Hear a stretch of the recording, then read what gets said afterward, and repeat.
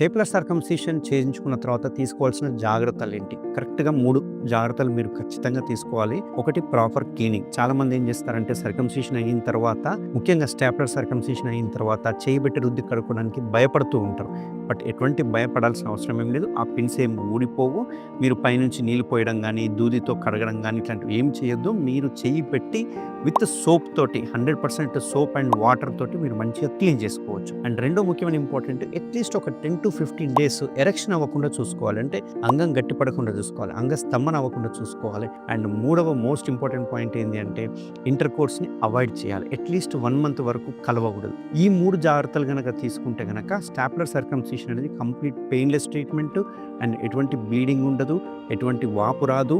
And మంచిగా heal అవుతుంది. అంతేకాకుండా 100కి 100% కాస్మెటిక్ రిజల్ట్స్ ఇస్తది. మీకు స్కార్ కూడా కనపడదు. బట్ ఈ జాగ్రత్తలు గనక తీసుకోకపోతే గనక వాపొచ్చే అవకాశాలుంటాయి. బ్లీడింగ్ వచ్చే అవకాశాలుంటాయి.